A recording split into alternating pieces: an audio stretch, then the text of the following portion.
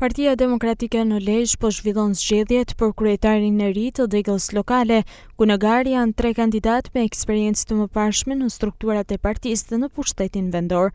Kryetaria e komanduar pas dorëheqjes së Gjin Gjonit, i cili mori mandatin e deputetit në zgjedhjet e 11 majit, Doni Kandoj, ish kryetari i komunës së Shëngjinit Salvador Kaçaj dhe ish kryetari i Degës së Partisë Demokratike Lezhë për periudhën 2014-2018 Paulin Marku janë emra që garojnë për drejtimin e Degës. Procesi i votimit ka nisur në orën 8 të mëngjesit, ndërsa sipas të dhënave janë rreth 4000 anëtar me të drejtë vote. Deputeti i Partisë Demokratike Gjin Gjoni u shpreh se procesi po vijon pa probleme dhe pjesëmarrja në votim është e kënaqshme.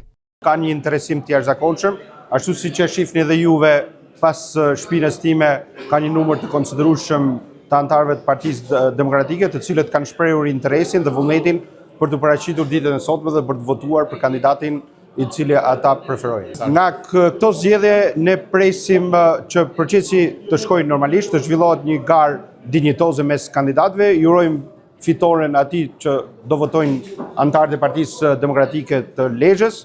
Sipas Gjonit, pas zgjedhjes së kryetarit të ri do të nisë riorganizimi i plotë i strukturave të partisë në Lezhë, me qëllim forcimin e saj dhe përgatitjen për zgjedhjet e radhës. Kjo analiza në radhë parë, por njëkohësisht edhe procesi i votimit është një augur i mirë sepse strukturat kanë filluar të lëvizin.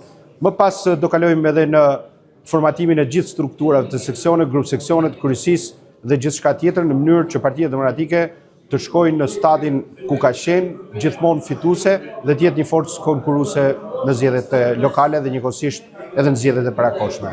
Pas procesit të votimit do të nisë numërimi i votave dhe rezultati pritet të shpahet mbrëmjen e kësaj të diele.